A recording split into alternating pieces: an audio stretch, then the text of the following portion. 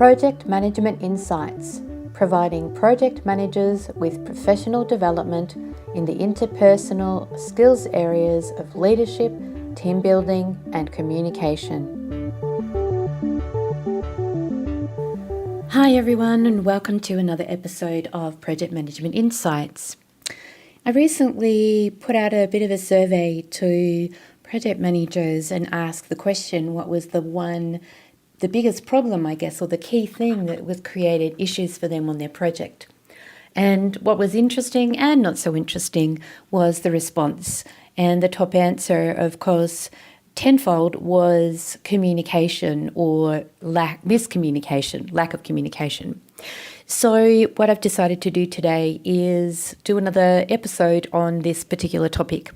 Today, what I want to focus on, though, is messaging, delivery of messages. And where I'm going with this is that oftentimes what we do is we think that we're delivering a message. And notice that I said think. We think we're delivering a message when what is in fact happening is people might read what we've written. They're not necessarily taking it in. So yes, we've communicated and they haven't really gotten the message. Or it might be that they read the message. So using as an example of sending an email. So I send an email with a message. That message might be a piece of information. It might be a piece of information and a request for information. It might be a piece of instruction and asking them for a response. All of these particular things and ways of delivering messages in emails, as an example, might have the person read it, and then they might not be clear necessarily about what it is that you're asking from them. So your method of asking may not be clear.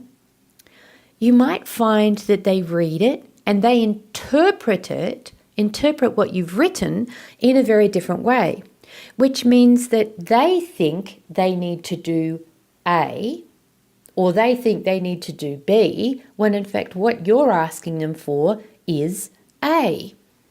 And so this is where messaging falls down in a team environment, because everybody will read or take in your message, even if it's delivered verbally. They will take it in based on their own biases, their own level of understanding, their own stories. And I use the word stories in the context of we're all brought up in a specific way with a set of rules, knowledge, understanding, beliefs, and they run the way that we operate every day of the week. And so that particular, I've seen an image, it's just an image that's come to me when I was doing my master's, my MBA, and they talked about like having a cage or a filter that all of those messages come to me through. And it's like I'm receiving them only through that filter.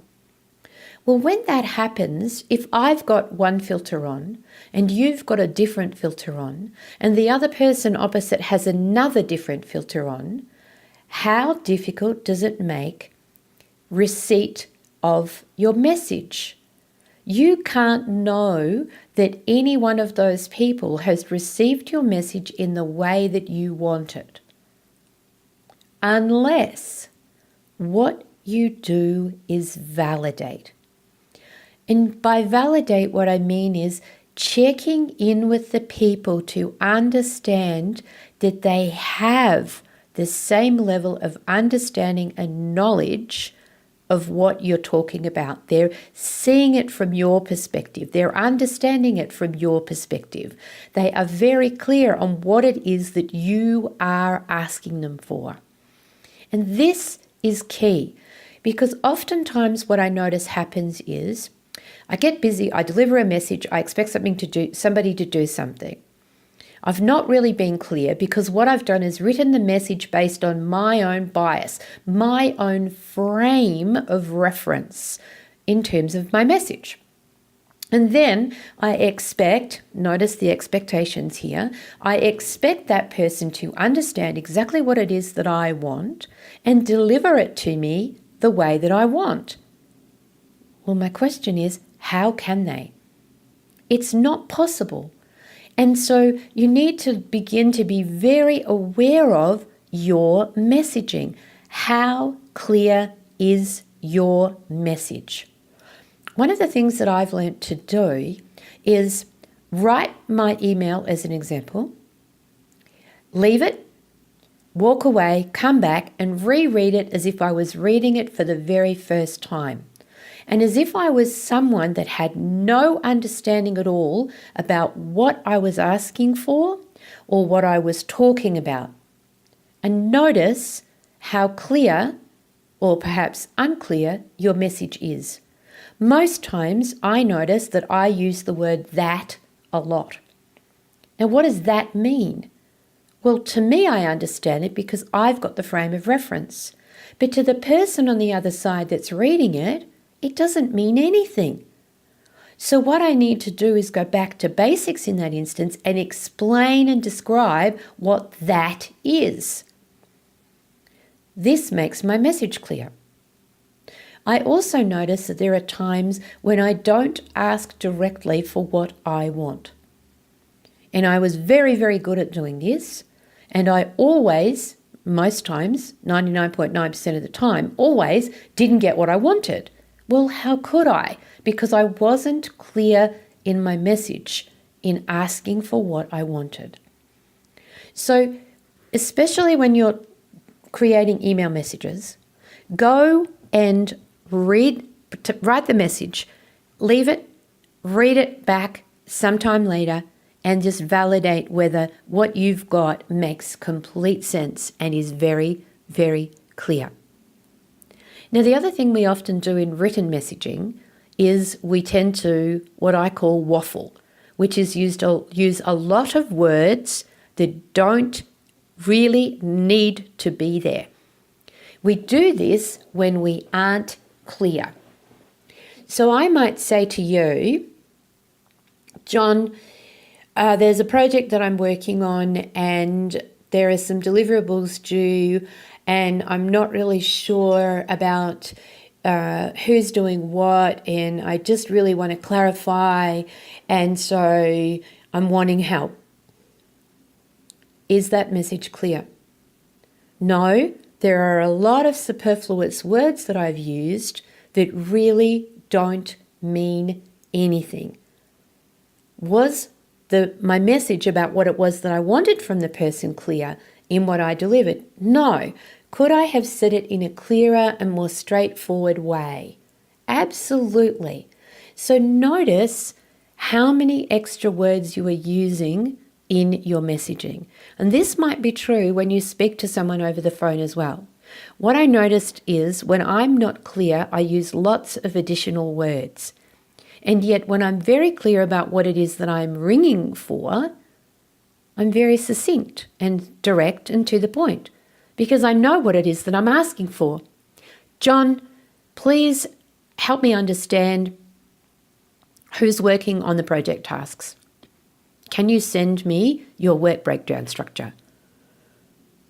Max, I'm preparing the updated project schedule. Please send me a list of your completed tasks. Notice how efficient it is to be clear and succinct. You use up less time, it takes less effort, and it creates clarity and the ability for someone to respond quickly and directly rather than creating confusion and lack of understanding. So maybe the first thing you can do is to pay attention to either your written messaging and whether you are using too many words. With your verbal communication, again, are you using too many words and not being clear?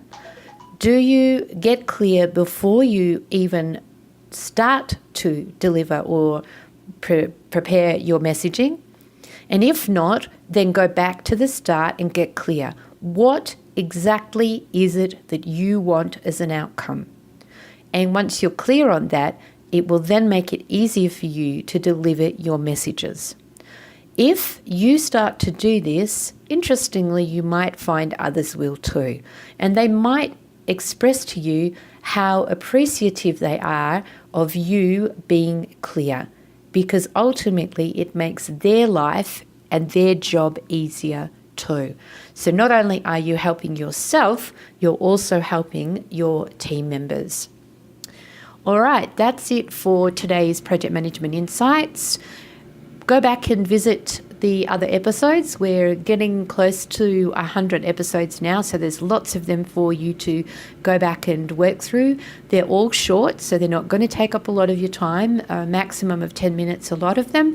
So why not dive back in and just see what episodes there are that you haven't looked at, because you might find that there's value for you and something that's creating a problem for you that I might have already discussed in one of the Project Management Insight episodes.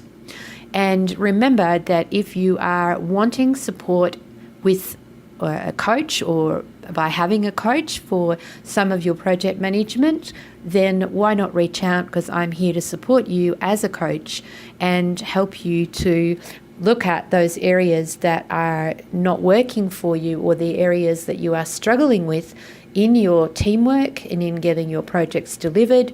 I'm here to be that support to help you upskill and become very, very good at what you do. So please reach out if that's something that you're interested in. Till next time. Thank you for listening to this Project Management Insights podcast. Be sure to visit projectmanagementinsight.com and sign up for our monthly newsletter or to receive updates on upcoming training.